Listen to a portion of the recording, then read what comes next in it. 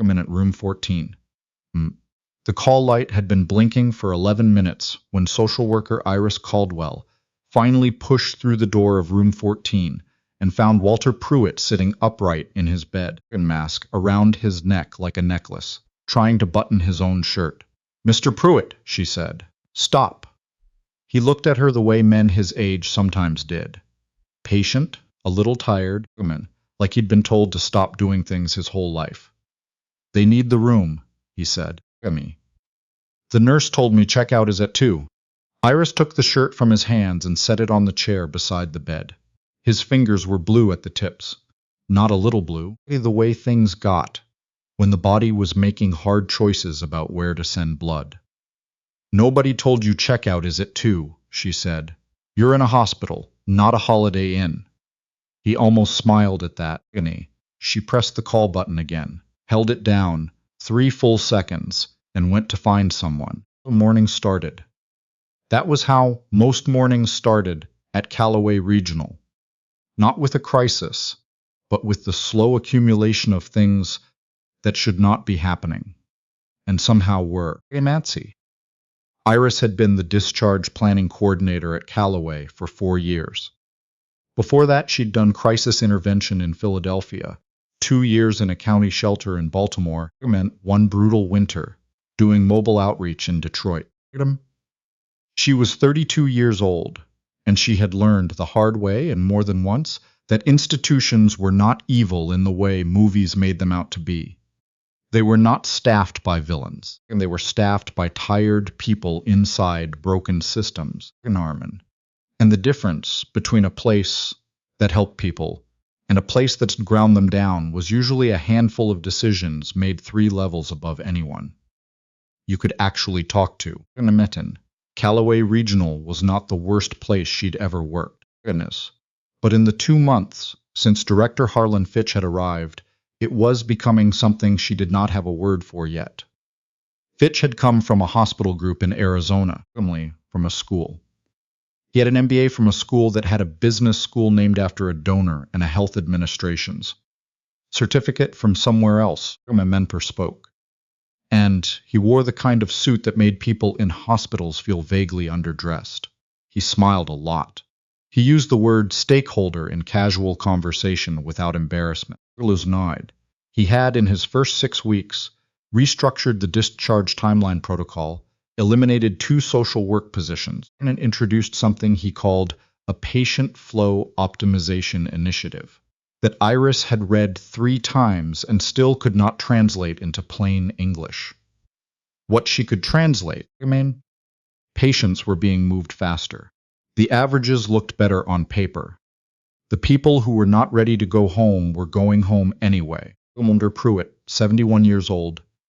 Walter Pruitt, 4 days ago with congestive heart failure exacerbation, was one of them. She found his nurse, a young man named Decker, standing at the medication cart looking at his phone. She did not say anything about the phone. She said, "Mr. Pruitt in 14 is trying to dress himself. His fingernails are cyanotic. What's his oxygen sat?" Decker looked up. "He's scheduled for discharge at 2, Dobb lied. His fingernails are blue, doctor." Roland cleared him this morning. "Then Dr. Roland should come look at his fingernails," Iris said. She went back to room 14 and sat with Walter Pruitt while she waited. She asked him about his daughter. He'd mentioned her on the first day. She lived in Raleigh, worked in insurance, had 2 kids who were too young to understand why Grandpa kept going to the hospital. About her, he talked about her the way people talked about things they were afraid of loving too much. Dr. went to the Veerables. Roland arrived 11 minutes later.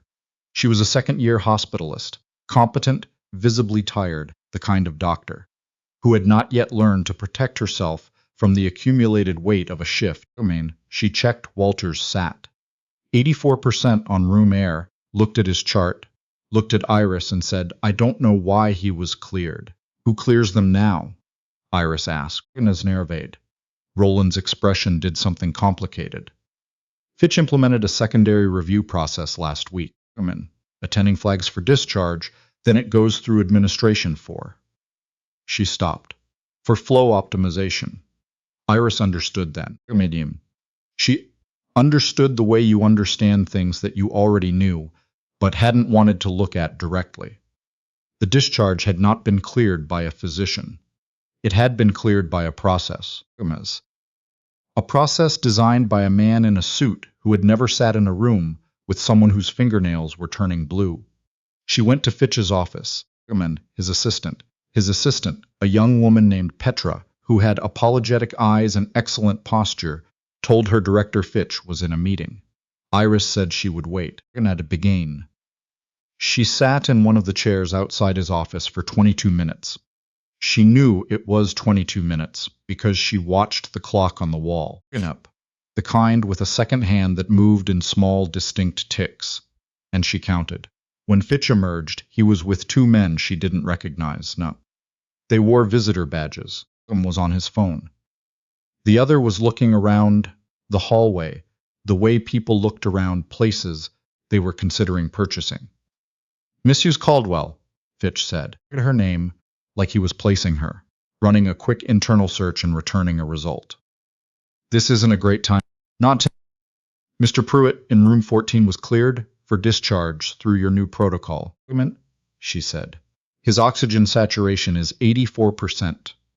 He was trying to dress himself when I found him. I need that discharge order rescinded. Fitch smiled. It was the same smile he used in meetings. Our protocol was reviewed by the medical advisory. His fingernails are blue, she said. Guimard's drawn. I need the order rescinded, and I need someone to explain to me how a patient with active hypoxia was cleared by an administrative process instead of a physician. The two men with visitor badges had both stopped. One of them had lowered his phone. Fitch's smile did not change, but something behind it did. A hand briefly on her elbow. Not hard, just a touch, a redirect, and said, "Why don't we take this to my office?" She went to his office. Petra closed the door behind them. The Hargrove Group, Fitch said. They are here today specifically because I need this facility to look. He stopped. Recalibrated. We are in the middle of a partnership conversation that could bring significant resources to this hospital. I need today to run smoothly. Iris looked at him for a moment. Mr. Pruitt needs his discharge order rescinded. Dr. Rowland can issue a hold. Dr. Moon. Rowland is a second-year hospitalist who told me she didn't know why the patient was cleared. Your protocol bypassed the attending's judgment. I'm asking you to fix that right now, and you that if you don't, I'm going to the CMO. The smile was entirely gone now. Miss Moon. Caldwell, I'd encourage you to think carefully about how you engage with hospital leadership. She thought about Walter Pruitt's hands on his shirt buttons. She thought about his daughter in Raleigh with two kids who were too young.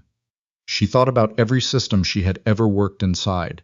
Every time someone had said, think carefully, in a voice that meant be quiet. Very carefully, she said. I'm going to the CMO. She went to the CMO. Dr. Hutchinson? Ose was in her office eating a sandwich and reading something on her laptop. She was 55, Nigerian-American, had done her residency at Johns Hopkins. A quality of stillness that very competent people sometimes had.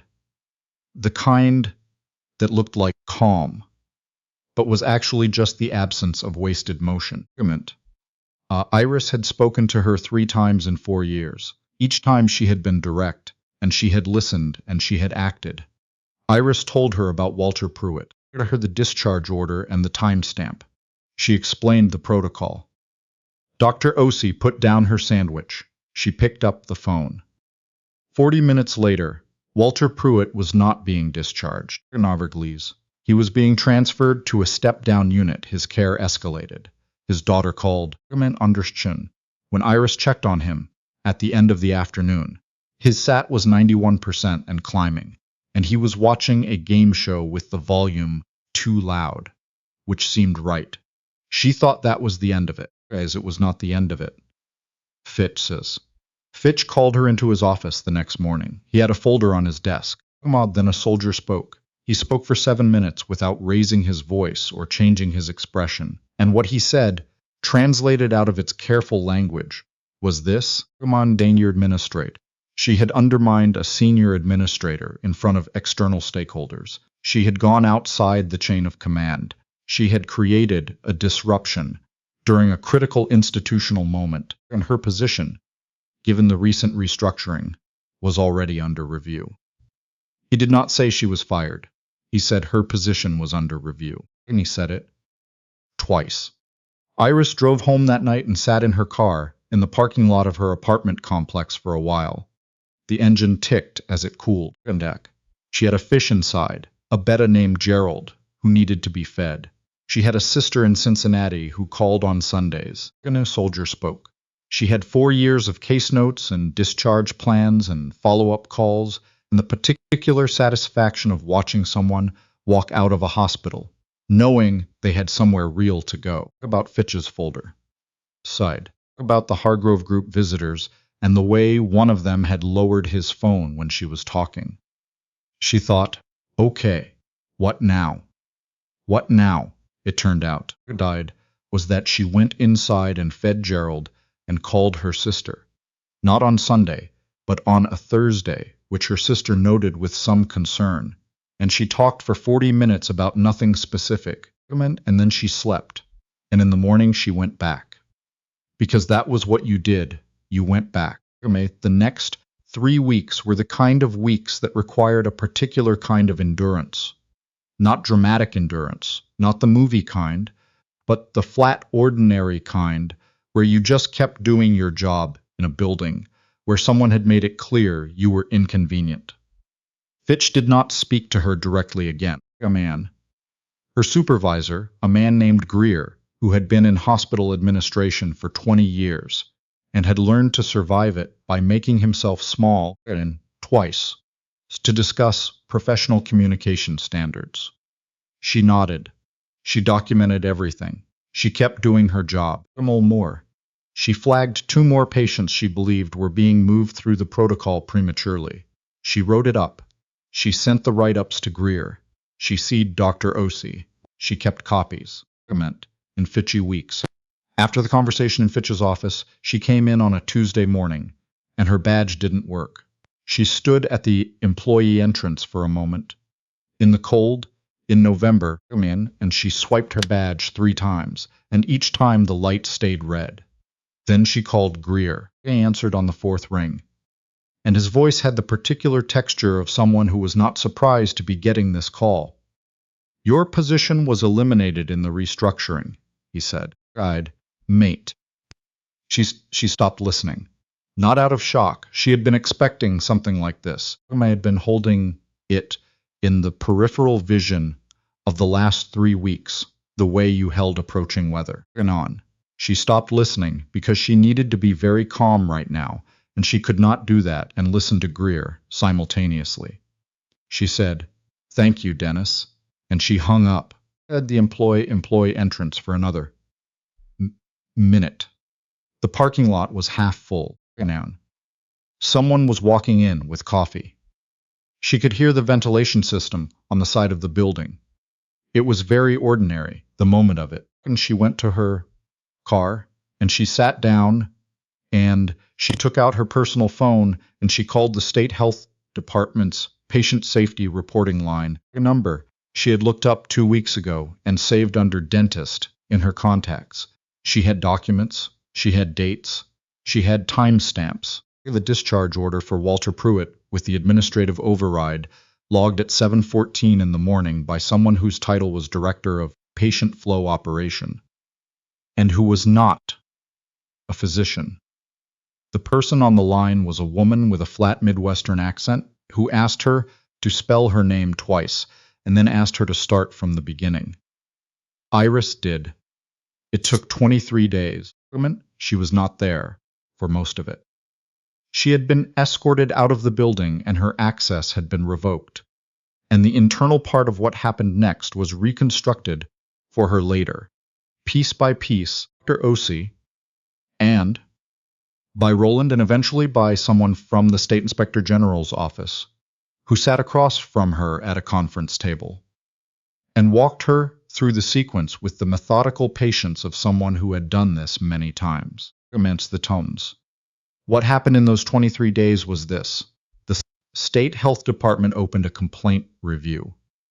The complaint review triggered a licensing audit. Weeks. The licensing audit found that the patient flow optimization protocol had resulted in 14 premature discharges in 8 weeks. Spoke. 3 of which had led to patients being readmitted within 48 hours. 1 of which had led to a patient with undiagnosed pneumonia being sent home in a cab with no follow-up arranged. A soldier spoke. And 1 of which had been Walter Pruitt. The Hargrove Group, when contacted by their own legal counsel about the audit, withdrew from the partnership conversation. Was placed on administrative leave in the 3rd week. Not by the 23rd day he had resigned. But here is the part. Iris did not expect. She was in her apartment. It was a Thursday. She had been doing freelance grant writing to pay November's rent. Gerald was doing fine. When Dr. Ose called her. Not her work number, her personal cell. She hadn't known the CMO had her personal cell.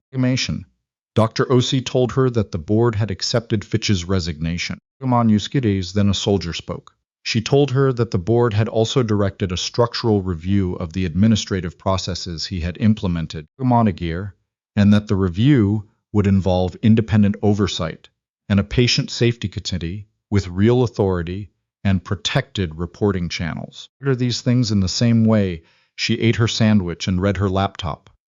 Quietly, without performance. Then she said, "I'd like you to sit on that committee. As a patient advocate, an employee, not as an consulting role with direct board access. If you want it." Iris didn't say anything for a moment. "You'd be able to flag things," Dr. Ose said. "Directly. They become the kind of thing you had to flag before. You know. That Fitch's version of events is that I acted outside channels and created a liability." "I know," said Dr. Ose. "I also know that Walter Pruitt went home to his daughter last week. His SAT was 96% at discharge. She sent a card." Iris was quiet for a while.